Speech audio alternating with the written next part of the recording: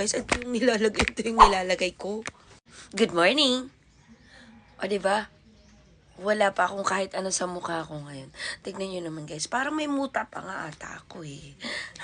So ayan siya guys, natutuwa kasi ako i-share sa inyo.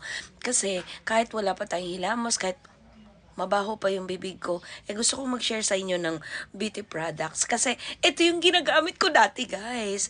Kung bakit ito yung ginagamit ko dati kasi ganito yung mukha ko dati guys. Ganito yung itsura ng mukha ko dati. So, ito ngayon yung isi-share ko sa inyo.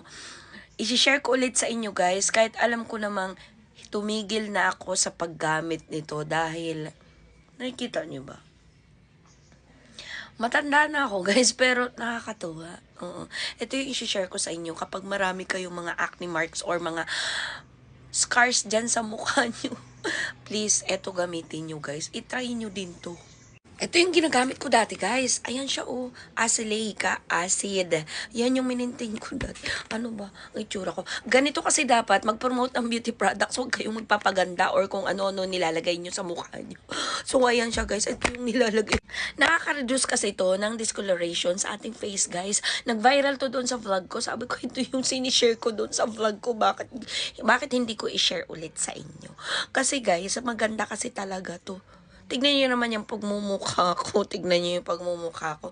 Kasi guys, alam nyo yun, kapag nagtataka ko talaga sa iba, kung bakit sa tuwing mag-aano sila ng beauty products, may kung ano-ano sa face nila. Pero eto, guys, alam nyo yun, kapag walang mantsa-mantsa yung face nyo, magtitiwala talaga kayo sa sarili nyo. Oo.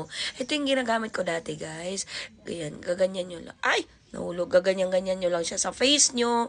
Ayan. Hindi pa ako naghilamos ngayon. Gusto ko lang ipakita sa inyo. Guys, napakatipid gamitin ito.